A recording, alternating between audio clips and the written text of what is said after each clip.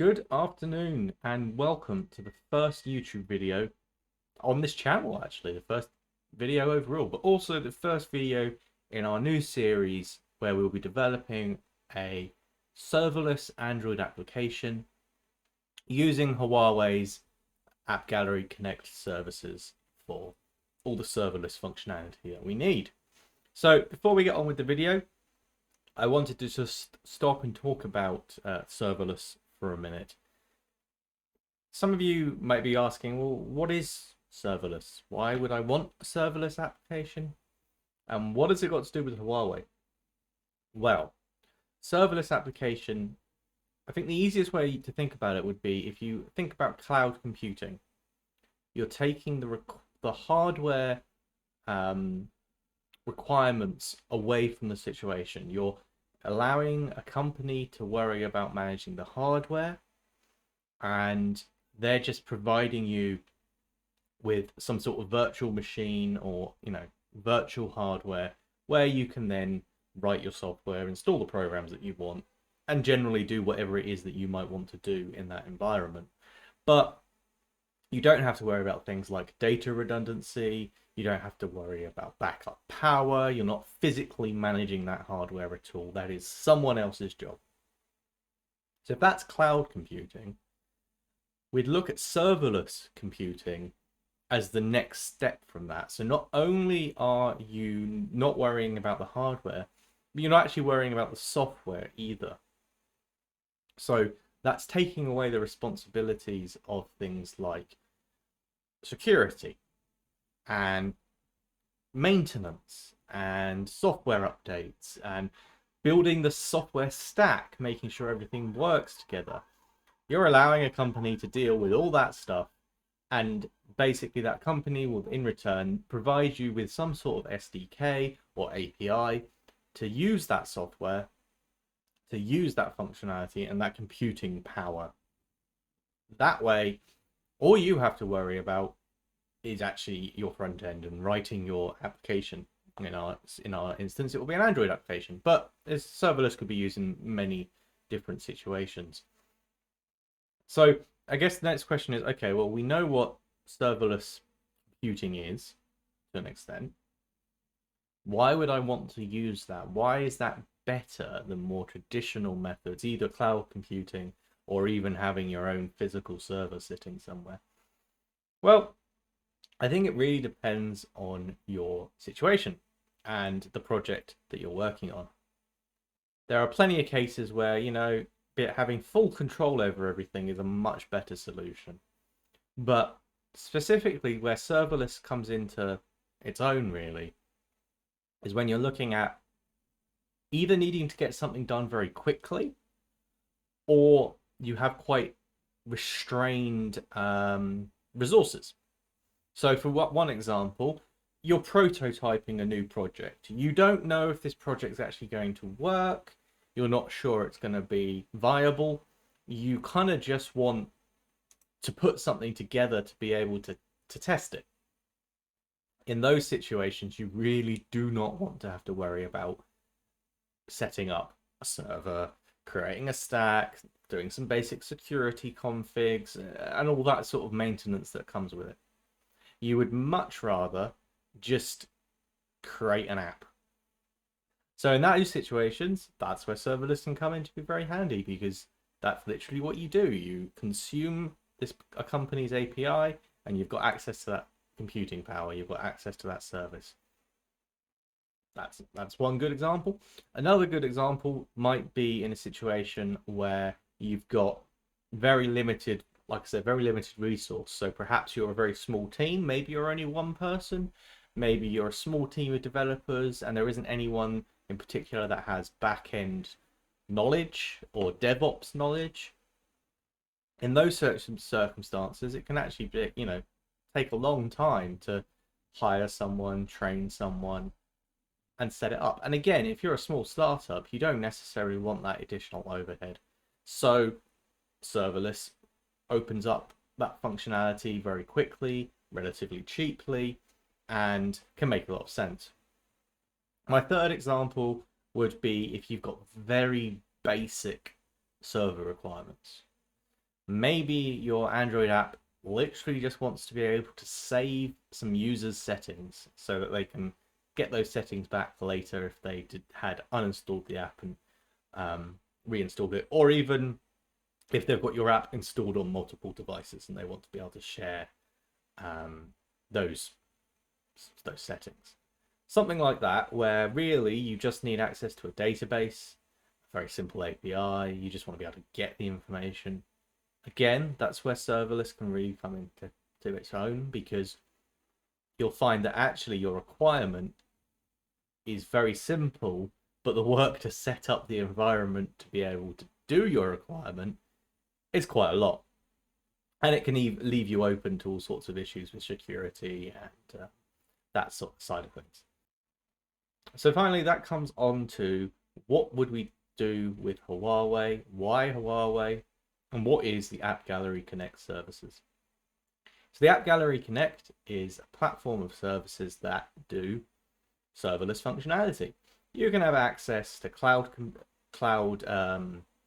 databases, file hosting, you can host a static website, you can use things called cloud functions, which allows you to write basic code that can then be run in the cloud.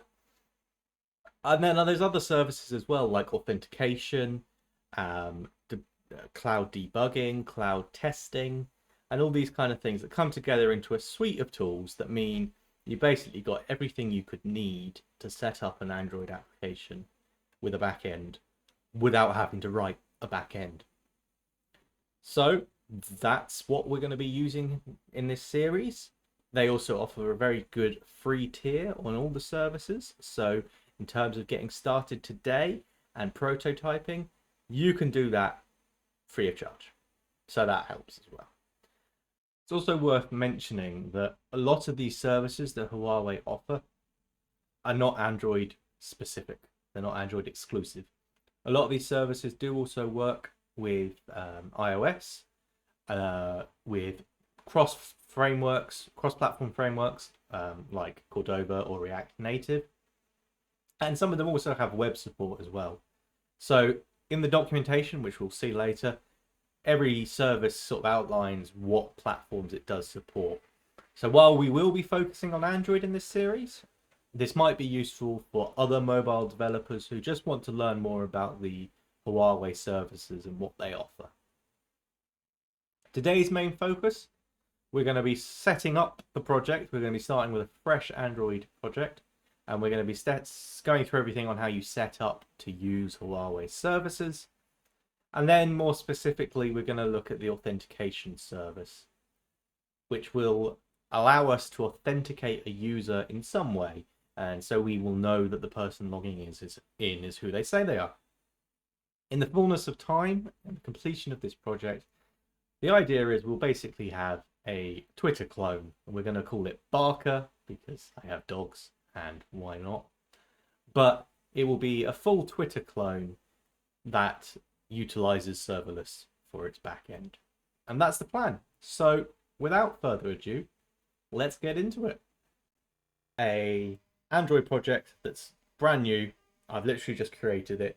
There's nothing here yet. It's just got a main activity and a blank view.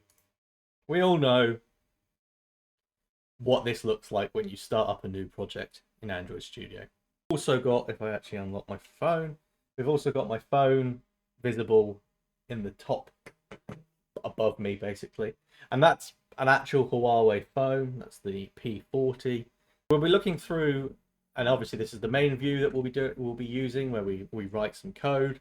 We've also got this web view here. We'll be looking at the documentation, the developer console itself as well, and just going through all that sort of stuff. This is where we will start because we've got some stuff we need to set up first. So we are going to basically start in the app developer control panel, basically. So I'm already logged in with my Huawei ID. If you're a new developer to the Huawei platform, you would just go through a normal sign up process. You do have to verify who you are. The Huawei requirements are quite good in that respect, so they're trying to limit, fake spam apps and other rubbish ending up on the app gallery. So you do have to verify who you are using, an ID document, but that's normally quite a quick process. And once you're in, you'll be presented with a view similar to this one. And from that one sort of process, you basically have access to the full Huawei ecosystem. But we're not really interested in any of that. What we're focusing on today is the AppGallery Connect. So the AppGallery Connect is the one-stop platform for all app-related services. And that's where we will be kind of venturing into today and through this process. So as you can see, basically you're presented with a kind of dashboard when you first log in. You've got lots of information about different services, things that are recommended. We don't need to worry about any of that right now. The important thing here is my apps and my projects.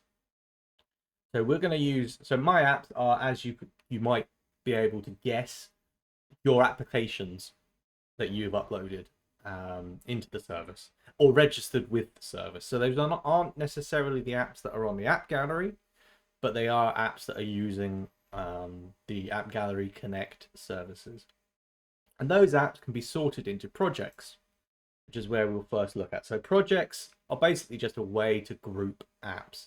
As you can see, I have a demo test project here.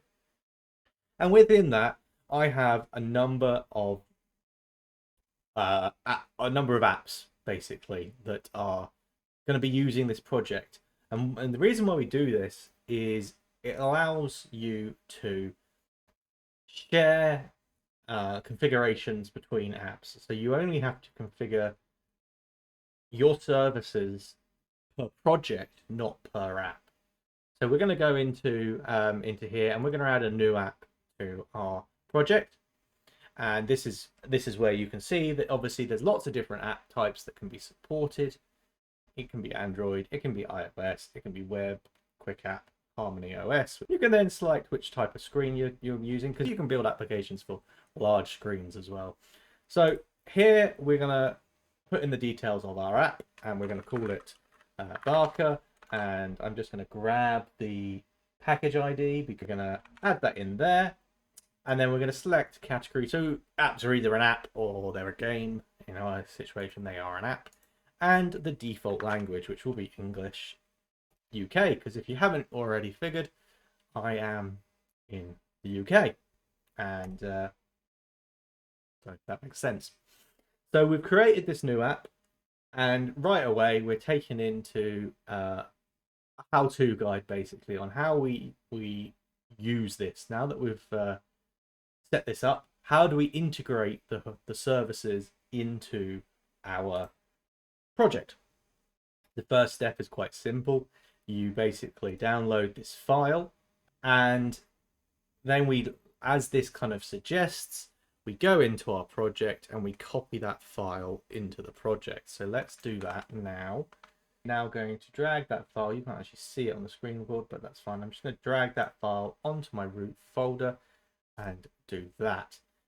And we can have a little quick look through that kind of file. Basically what we're looking at here is all the different configuration for services that we're going to use, the URLs, the base URLs, all that sort of stuff, our project ID, the application ID, package name, the services that are enabled specifically for that. Now this is obviously services that I've already enabled in the project, so it's a little bit higgledy-piggledy, and that will change as the project goes on, but that's that. And then also all the other projects that are in that bundle, that are in that product project.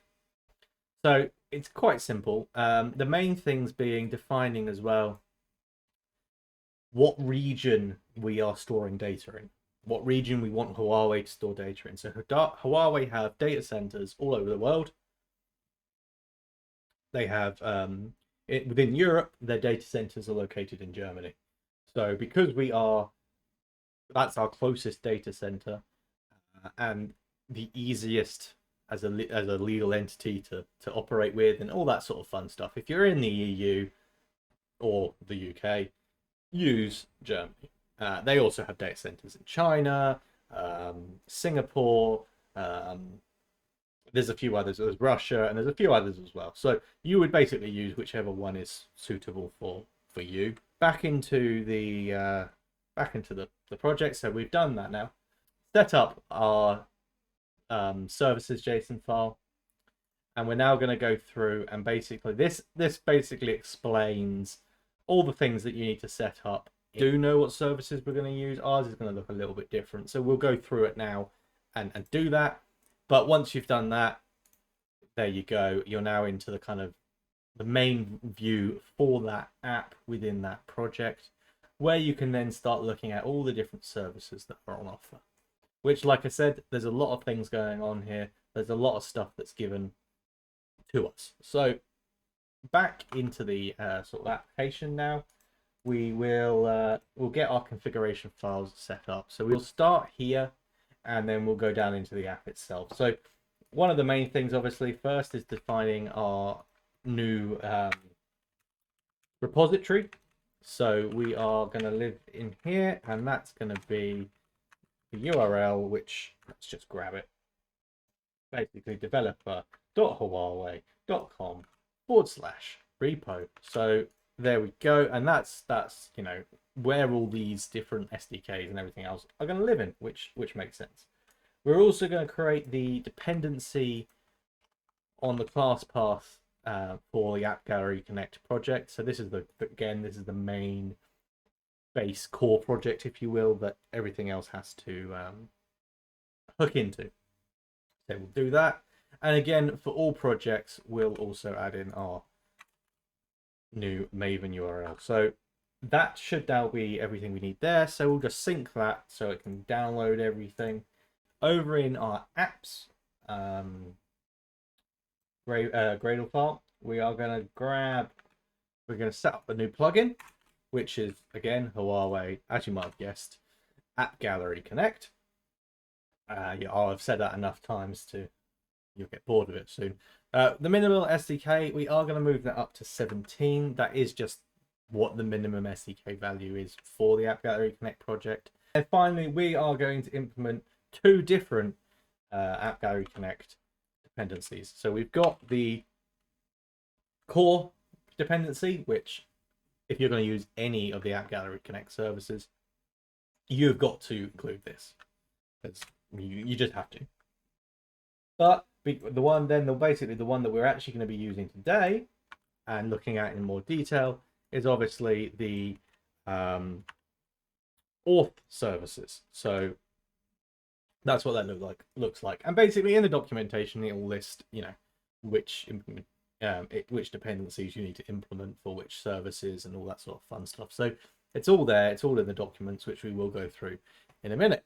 So we can hit the sync now, and again let that all set up, and as if by magic, we're now ready to go. So we've now got all the dependencies configured and synchronized in our project, and basically we now have access to the Huawei AppGallery Connect services, specifically the authentication service. So if we now have a look at back on the web, so we're going to head back over on the web. If we have a look at the AppGallery Connect overview for that app where we were before, you can find that there is the auth service. So within here, this is where you can configure all the different types of authentication that are supported. Again, like I said before, you can set the data processing location. Germany's our default, but you can use China, Singapore, or Russia if those are suitable for you. So there are a number of different authentication methods that are supported, both sort of first party, so mobile number authentication, email address authentication, Huawei ID, Huawei game, anonymous authentication. Those are all built in to the service provided by Huawei. We do then also have a number of third-party solutions, so WeChat, Apple ID, Facebook, Twitter, Google, your own authentication system if you have one. Those are all sort of supported as well. And this is where you can enable or disable those to be functional. And then if you enable them, there's some extra configuration depending on the service. So for example, with Facebook, you have to set up an application in Facebook and get all the credentials for that. And then you hit modify here and upload those credentials so the two can talk to each other. Same with Twitter. And I'm sure it's very similar for a lot of these other services as well that I haven't used. But that's there's a good amount of services there. There's probably something that will work for you. Today, specifically, we're going to be looking at mobile number authentication and email address authentication. So what we will now look at is we'll take a little bit of a look at the documentation that's available, and then we'll dive into actually writing some code and getting things set up. I think that seems to me like probably a good way to go. So over on the document, so this is just literally the developer.huawei.com/consumer documentation page. You've got documentation for everything Huawei. So there's a lot here. It can be quite overwhelming. But what we're specifically interested in is AppGallery Connect. And this will give you guides. We have references that gives you sort of the actual references about the libraries and the SDKs and all the methods that are available. There is also a lot of example code that is available on GitHub as well. So what we're interested in really is the guide section, because these give some really great basic overviews on what each service does, how you use each service. We're specifically interested in the authentication service today. So we're going to go into this authentication service on the side here. So we're going to dive down into Android and what we're interested in. And as you can see, essentially, it's all broken down into all the different types of authentication that you want. Say I want to do mobile authentication, gives you an overview of how the sort of how it all works. And you've got code snippets written both in Java and Kotlin to help you on your way. And of course, this is as well as the full examples of a full functioning app. So, for example, if you went, oh, well, I really want to know how to do Facebook, you can come in here and you can get an idea of all the extra dependencies, the extra config around Facebook, and all that sort of stuff that you need to do. We are sort of sticking fairly basic today, so it's just the mobile number and email address. But this is where you would come if you want to have a look at these things in greater detail after this video, and want to start trying to play with the code yourself. Come here, and also, if you're the kind of person that likes to actually just get some code, head over to the examples section on the build auth. You'll find on GitHub a full demo, both Kotlin and Java, with all the examples and some sample code and some tips on how to get started and all that kind of stuff as well. So if you want to get into it, just sort of get your teeth stuck into something, it's all there. So that's the documentation side of things. Let's start writing some code. I think is probably a good place to be sort of heading, really. So for our Twitter clone, we are going to first basically create a very basic registration page where the user literally just has to enter some form of authentication method. So we don't obviously at this point have any database set up or anything to store any information. So all we're going to be doing is using Huawei's services to allow a user to say, yes, this is my contact information, and yes, it's valid. How we do that is basically the Huawei service will send an email or a text message to the user with a code, with an authentication code, which they then have to input back into our app, and that's then validated by Huawei, and we get a response back saying, yep, that person is legitimate, here's their information that is held within your app about them, which again would just be a phone number or email at the moment, but you can then attach extra information to that and build out a more sort of fleshed out registration form. So let's start basically looking at the kind of the main screen. So initially the screen is blank. There is no, I'm wondering if we can just do this in design mode so you can actually see it.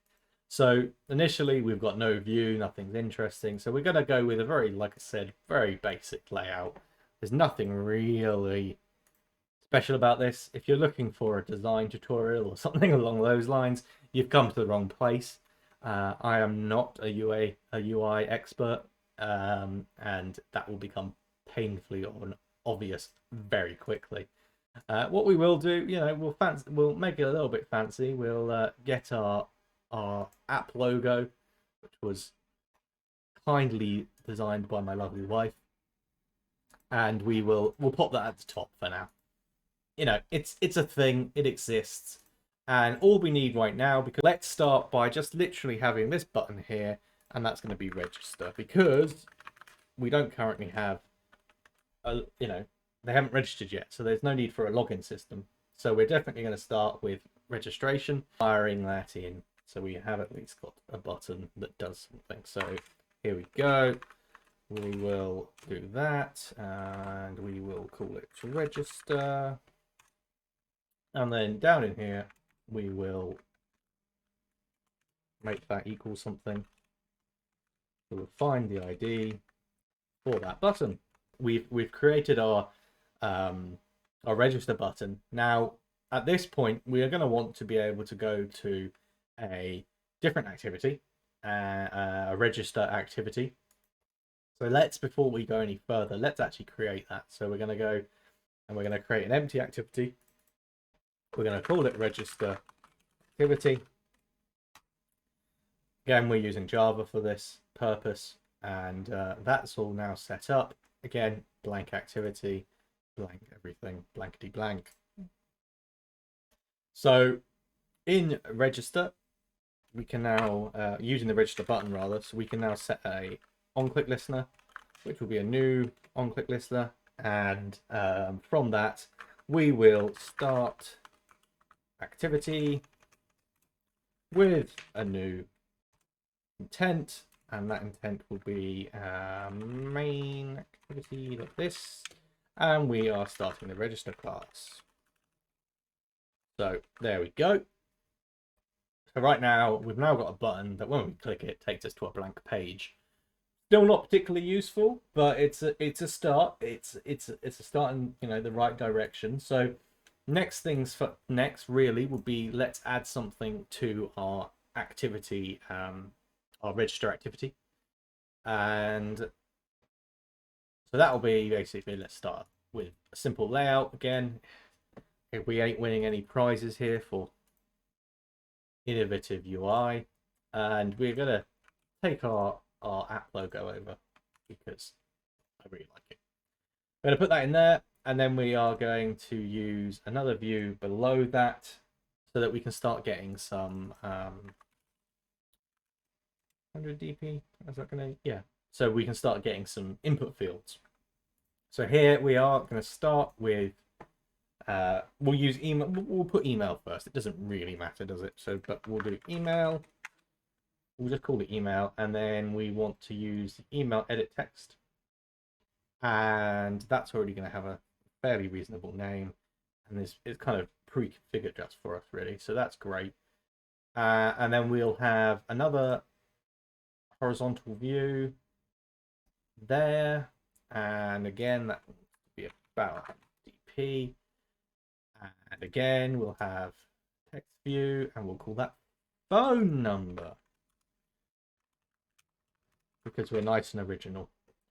And again, there is in fact phone number edit text kind of available for us, so that's nice and easy. So that's our register view. Like I said, we're not capturing much information at this point, but we just want to get something that we can then put against the user and say, yes, that user is this person. And we will have a button down here, which will be the registration button.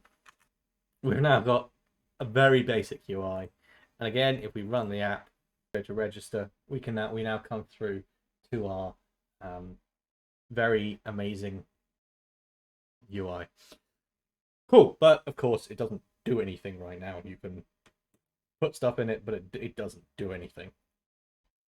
So next things is to give that some actual functionality. So we are going to create a couple of edit text fields, and that would be email and phone. And we're going to create a button, and finally the register button. Again, find view ID, R.ID, register, button number 2. We need to have that button do something. So let's register an on-click listener, and that'll be a new one because that's just how it goes. And we're going to create a method called send verify code. So basically, how the logic goes is you specify your method of verification, whether it's email or phone. The user is then going to be sent code, so we have to send that code and then present some kind of view for the user to input that code, and then from there the user can actually register. I'm going to do that in the form of a dialog that comes up and requests the code. I think that's a fairly standard way to do that. But of course, it could just be another field in your form. It could be you are taken to a different activity and that's handled as like a second step. There's loads of different ways that you could do it. It's very flexible. So we'll create the method, then verify code.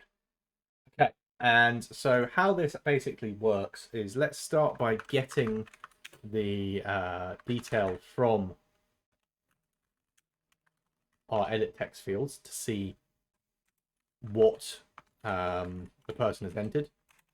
So we're going to basically get the text, convert it into a string, and then we'll trim it just to make sure that any leading or spaces basically are removed, because neither an email address or a phone number needs those. So what we then need to decide is, well, which are we going to do? Are we going to do email verification, or are we going to do phone verification? My personal preference would be email verification would come first. So what we'll do is we'll check to see, is the email empty? If it's not, we're going to go in and do our email verification. If it is empty, we're going to check to see if the phone number is empty. And then finally, if both of those are empty, we're going to make a little toast just to say, well, what you playing at here? Where's my it's my details. So we'll call please error, please enter either email or phone number. And we'll do that for long. So it's showed up on the screen for quite a while. And that way the user's given a prompt that, they've messed up somehow. What have I done wrong? Help me, kind of thing. So yeah, that's kind of easy to sort. Okay, so next we need to actually look at how the authentication happens. Now, one thing at this point actually that I will do is just create a simple little class to decide whether or not we are using phone or email authentication, because there's quite a lot that overlaps with those services. Same with the anonymous authentication. So there's no point really in writing out all the code separately for phone and separately for email. So what I'm just going to have is a Java class. We'll call it auth type, and all that's going to be is it's going to have public static int, we'll call that email, and that'll equal 0, and public static int phone, and we'll call that 1. And that way as well is expandable. So if we have, maybe we do use the anonymous authentication, or maybe we do use one of these third-party services, we can add it to this class, and we've got a way to kind of just check and set, well, which one it is. So in here as well, then we'll have a variable called auth type, which equals auth type dot will default to email. Doesn't really matter. but we'll have a default as email. Okay, so in here, the first thing we will do is make sure that our auth type is now set to email. Email. And then we need to actually write the code that will send the authentication. So we've got basically a task, and that task is a verify code result, returns a verified code result. Support that, and we'll call it task, and that equals. So we have basically this email authentication provider, which is provided by the AppGallery Connect auth package, and that will allow us to request a verification code. And that requires a string, which is the email, and this object called verified code settings. That equals, there is basically a new builder that we can use. So in here, this is where we will set up lots of different configurations. So for example, the action is very important, and that's whether or not we're doing a login, a password reset, a registration. So in our instance, we are doing a register or a login. We're doing a register. Then you've got the interval, which we will set to 30 seconds. And that's how often messages get sent out. The shortest time it will take for a message to be sent out. So we'll set it to 30 seconds. That's fine. We can also change the locale here, which is useful because back in the AppGallery sort of Connect developer area, there you can set up different locale emails or texts, the messages that are actually going to go into it, and it's the same that the defaults are also different. So we'll use English, but you know, if you set it to Chinese, the email that you get will be in Chinese, Japanese, you know, Russian, whatever it is, you'll get the email in that language. So that's also obviously very useful. I say email, but it would also be the text message text if that was the case. And that's all we're actually going to set to for now, but there are other things that can be done. That's just all we're going to do here. So now we've got our settings. We basically create this task, and we need to give the task a listener for on success, and it's going to be that one. And so we have task execution, task executioner. Go, thank you, and that's on the UI thread. And we're going to create a new on success listener, which gives us some code there, which is nice. Also, before we fill that in, we will go ahead and add a on fail listener as well, just to make sure that if there are any issues, we catch them. We've now got our what are we going to do if we successfully request a verified code? What are we going to do if we fail? And what we're going to do if we're successful is we are going to present the dialog to submit the authentication code. So let's create a new method called authentication code dialog, and we will create that method.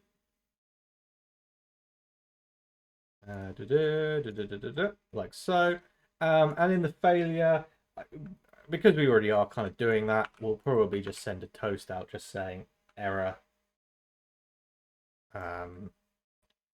Yes, this needs to be changed, of course, to actual activity. That's going to be a bit happier, and we'll change this error to say something along the lines that code sending failed. And we do have an exception at this point, so we'll also add that exceptions. Just add the exception for now. That will do nicely. The toString method will get called. And I have just noticed, of course, we haven't triggered the show. So we've created a new toast, not, you know. So we've currently set this up. We're going to say, right, we've sent our code. We're now going to show the dialog, and we've got our method to set up dialog. Now, before we go any further with that, let's also do the same for the email. So we've decided, right, well, the user hasn't entered their email address, but they have entered their phone number. So let's do the phone number version of this. So here we do have, as you might guess, we had the email auth provider there. If we're using a phone number, we need to use the phone auth provider.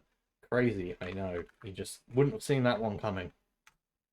And we're going to verify the code again. We're going to have the phone number string. This is actually where it's a little bit different. The first string is actually the country code for the phone number. Now we are going to hard code that to the UK.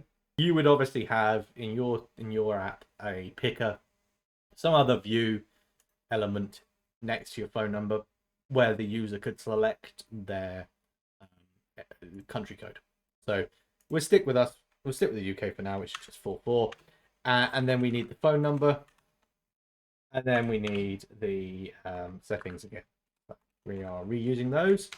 And essentially, the rest of this is actually all the same, which is where I sort of said, well, we can split this out in some way because the only bit that's actually different is this line here and this line, which we forgot to do here. So let's change the auth type here to equal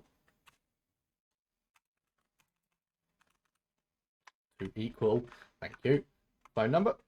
There we go.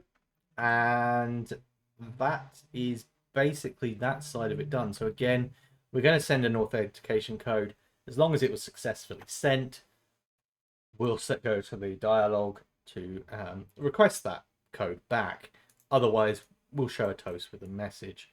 Next, we are going to build a alert dialog, and we're going to add into that an edit text field so the user can input their code that they get via email or phone number.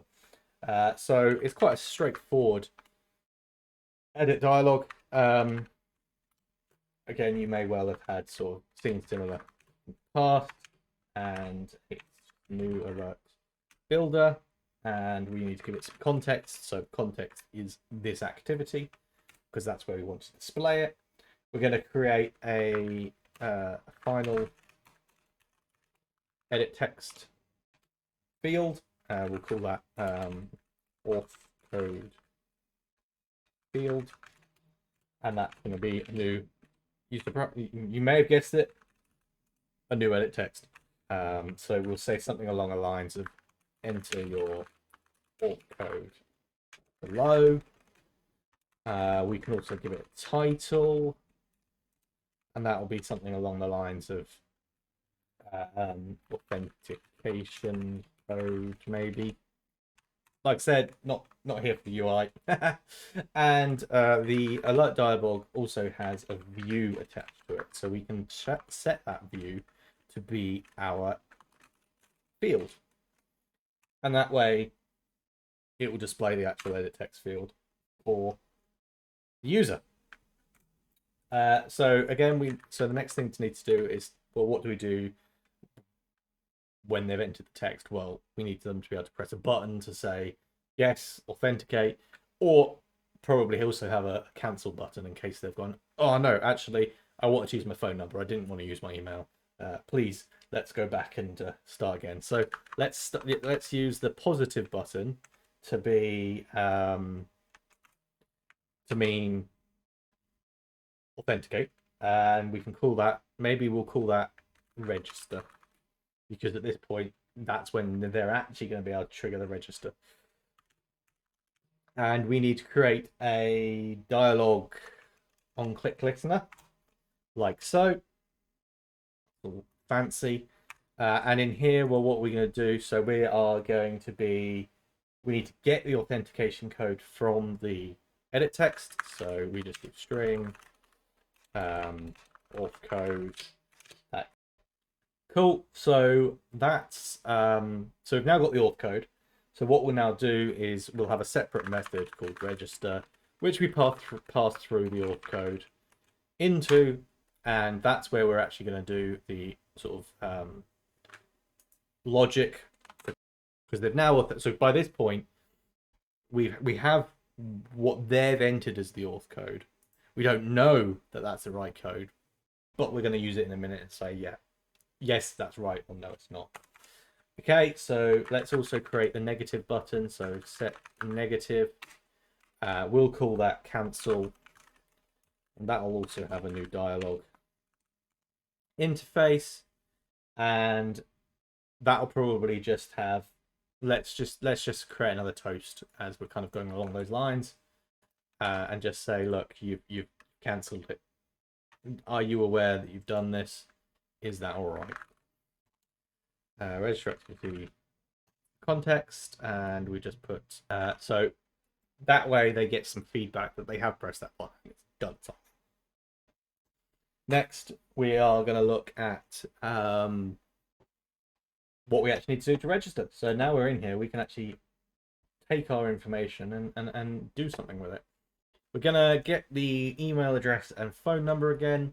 And this is where things change a little bit depending on whether or not you've got phone registration process or an email registration process or another registration process. So Facebook, Twitter, this is where it is going to be separate. So we'll do our auth check here. So auth type, and we'll say if that equals out, we're going to do this. And what is this? Well, basically we create, how it works is you create a user object, and you send that to the authentication system to say create this user. If the information in that user is correct, it will allow the creation and it will sign you in.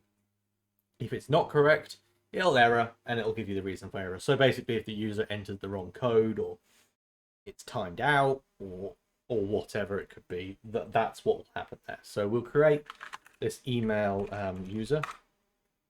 We'll just call him email user. Why not? And again, there is a builder for that. So new email user, email user dot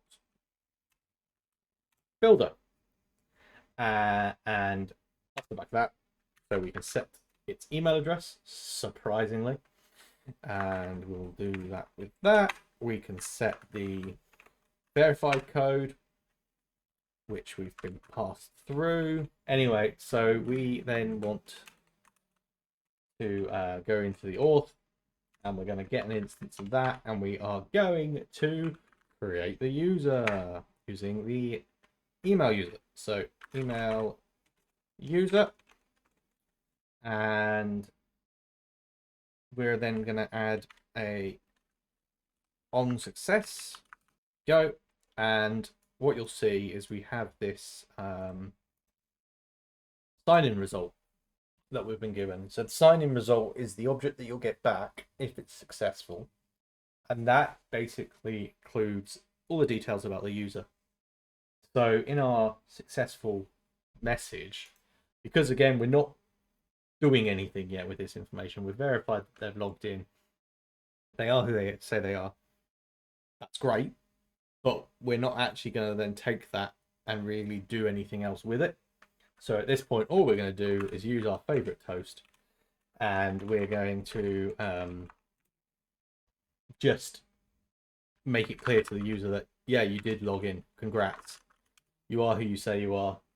So we might say sign register successful, and why don't we also add something from the sign-in result? So you get the user, you see, and they have a unique ID. So that's one way to do it. So you've said, right, yeah, here's your user and here's their unique ID. I don't like, this needs to be shortened like that. And where are we? Toast length. Cool. There we go. So the other thing we need to do is also add on failure, and that's going to be just a new on failure listener. So again, if things go wrong, we want the information out of it. And how we're going to use it, we're going to make a toast. So again, in this instance, we can say, well, look, something's gone wrong. Registering failed. Yeah. So that is the setup for registering a user via the email. We've now actually done the full process. Let's get the phone side of it done as well. Then we'll worry about that. So else if our auth type is equal to phone number, we're going to do this instead. And you might have guessed it, but we're going to use phone user. And again, the phone user has a builder, so we can do that quite easily. So it's just new phone user. And again, there's a number of different things that you can set against phone user. Phone number being probably the most important. And then country code, which, like I said before, we're going to hard code just to make things easier. And verify code is the auth code. Okay, so here we kind of do the same thing. Essentially, well, we do the same thing. You can actually copy this. Difference being it's a different object there. So, but we could, and we probably will, compress that down. So again, basically what we're doing is we're creating a user from this object that we've created. Back on our main activity, like we said originally, you've just got registration button and, you know, nothing particularly interesting. So what we're going to do is we're going to add a couple of login options here. So the idea being that user's gone through, they've already registered, so now they can come back and the next time they use their app, they can log in with whatever method they used to register. We will, in this instance, be supporting both, obviously both email and phone. So we need to create two kind of login options here. We're going to pop a view in there and we're going to get a bit smaller so it doesn't take up the whole screen. And we will have basically just a text view here. And that's going to be called email. She could guess. And an email edit text. And we then also want a button, which we will use as the login button. So we'll call that email login. Email login. Cool. Okay. And then basically we need to rinse and repeat for the phone number. Okay. So let's now pop into here. We've got the run one button at the moment, but we've now also got email login and phone login, like so, and the two edit text fields. Phone and email. Let's get all those views registered. So that is everything registered. So now what we're going to basically look at is, well, we've got two different, you know, ways that you can log in, both of which require an authorization code, authentication code, authorization code. You know what I mean. So we're going to use the same auth type that we had set up before. So we're going to auth type equals, we're going to start with email again. This is a nice, easy way to manage what's going on. And then we need to create some on-click listeners. And that's going to be a new quick listener. And what we're going to do in there is we're going to set the auth type to be email in this. Oh, no, this is phone. Oh, hey, try to catch me out. And then we're going to call a method, so to send the auth code, which will be an awful lot like the one we just did. But we'll worry about that in a second.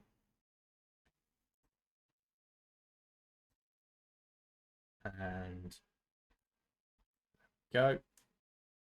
Okay, and then we need to rinse and repeat for email. And set the auth type to equal email. And send auth code.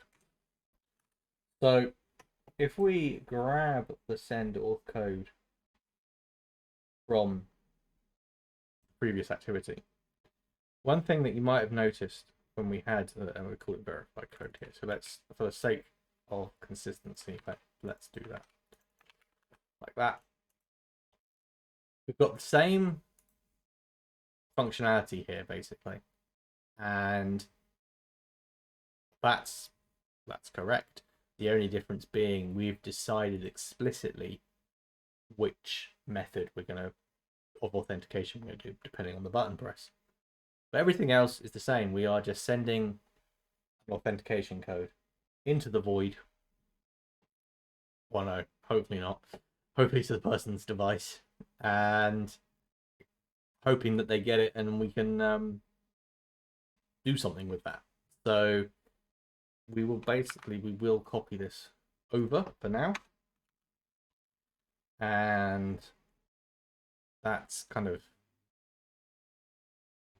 cool, but basically we won't be using this. We're going to be using if auth type is equal to auth type dot email, and we're not going to be setting it there either because we already know if it is.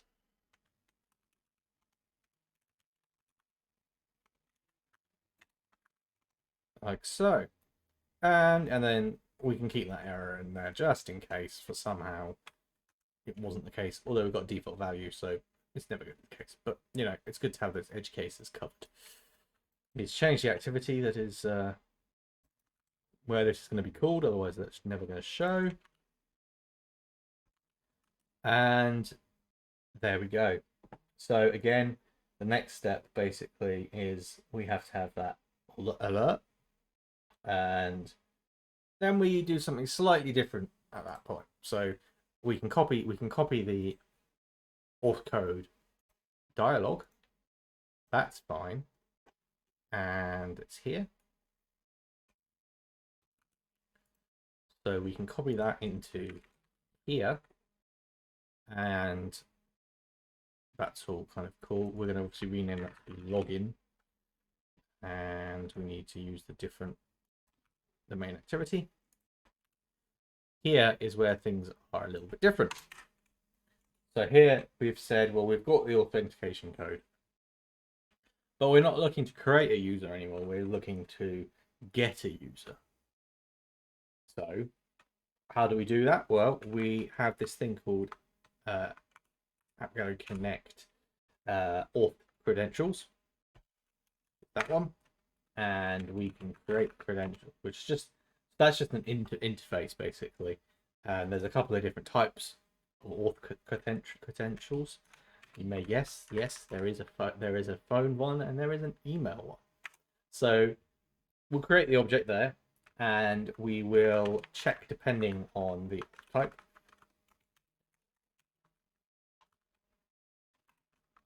So again, if the auth type is email, you're gonna guess it.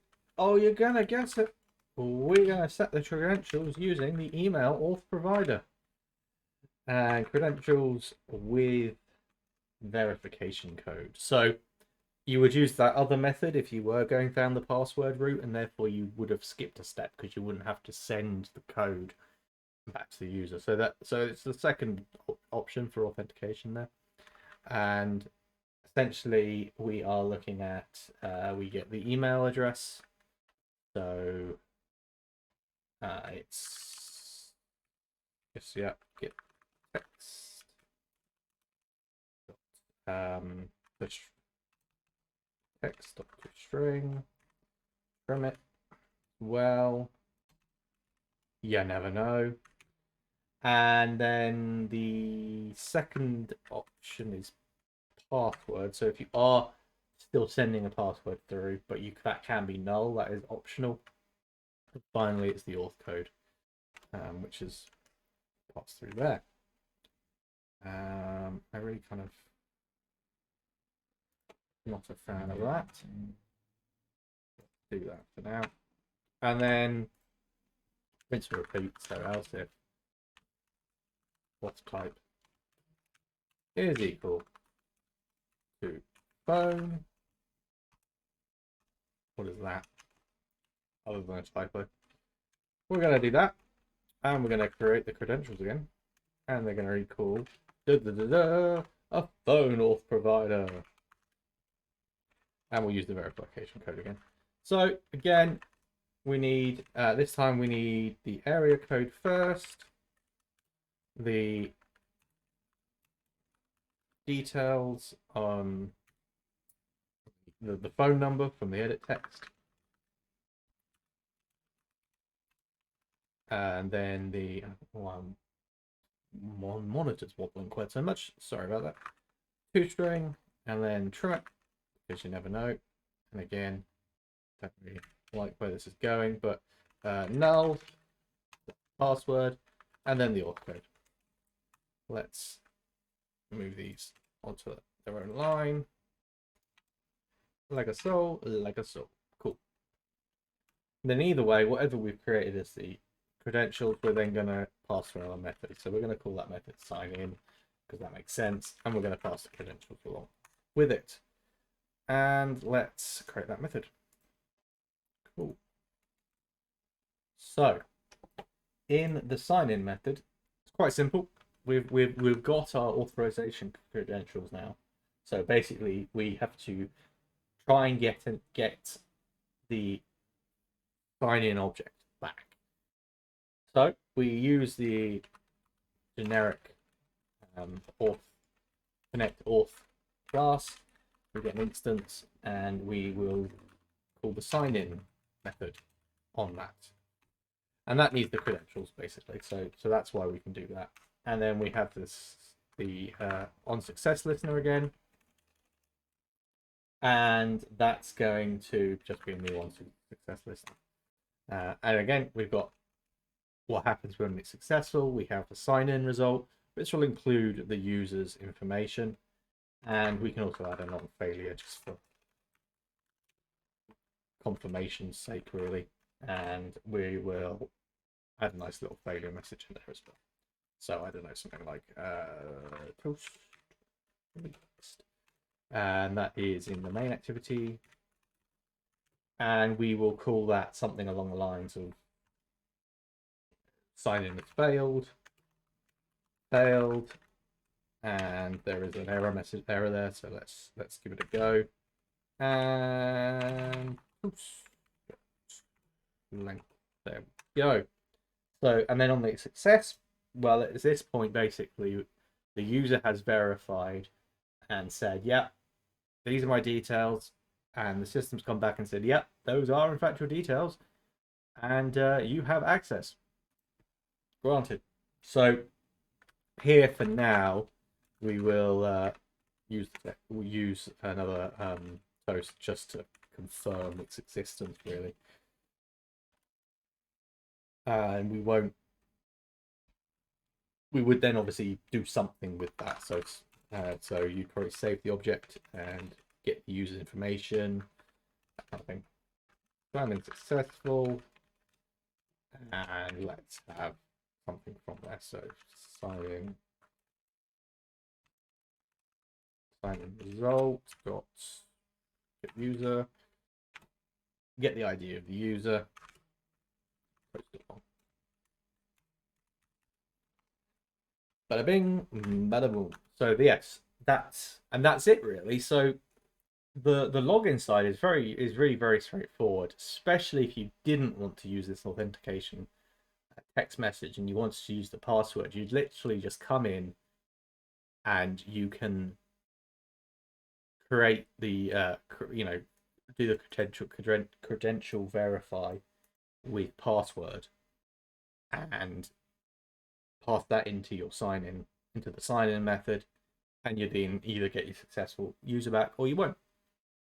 So that's kind of what I mean when we were speaking about what serverless is. We've done all this. We've got a complete method of authenticating a user, including sending an email, sending a text message, saving that user's details in the cloud without touching any backend code at all. All we had to do is turn on a service and we have access to that. So that's the real key there. And this service is completely free as well. So you can authenticate to your heart's content. And that's what I mean about serverless functionality. We're going in, we're focusing on the app, we're writing our code, and we're getting real, tangible interactions out of it without any need to write the back-end stuff. And I mean, I've been an Android developer now for about 10 years, and I can tell you from firsthand that having to write back-end server stuff is such a pain. Like, you end up spending so much time doing that side of things. It really can be quite painful, and it's not fun. You know, you want to write apps, you want to create something. Doing all the back-end nitty-gritty, dealing with things like emails and sending text messages and that kind of stuff, you don't want to be dealing with that. So this is a really great way. It's taken us like maybe an hour and 15 minutes to have both a login and registration system fully functioning. Okay, it's bare minimum at this point, but if you've already got a setup, it's very easy to inject it in there. Or if you're creating a new app, this is the best setup. Well, from here you can add in whatever fields you want. We'll look at later on how you can then save that additional information to a database in the cloud and build a fully featured user environment. So I think that's where we are going to bring it to a stop for today in terms of the project. We have got the kind of initial setup done. We've had a look at the documentation. We've gone through how you would authenticate a user both during registration and during login. And I think that's a really great place to stop. So I want to say just thank you very much for watching. If you have enjoyed the video, please do like and subscribe for more. Like I say, this will be happening every week. I plan to release these videos once a week on Tuesdays at 2 p.m. BST, probably at least for the next 10 weeks, but we'll see how it goes. What I'm going to be doing between now and the next video is just cleaning up the code a bit, so we've got something that's a little bit fancier, getting rid of all those sort of redundant methods and what have you that I sort of talked about during the video. Also just fancy up the UI a bit so it's a bit nicer. I'll then be committing that code to a repository on GitHub, which is public. You'll be able to find that down below, the link for that. So you can then have a look at the code and follow along with me with this video and also with future videos as well. Each video's code will be uploaded. Other than that, I just want to say that I do live stream these as well. So this video is kind of an edited version of the live stream. Those happen on Thursdays, 2 p.m. BST, and then it's the following Tuesday where the video comes out. So if you want to get early access to what we're doing, go check out those live streams as well. My Twitch link will be down below. Other than that, thank you very much for watching, and I'll see you all next time. Bye for now.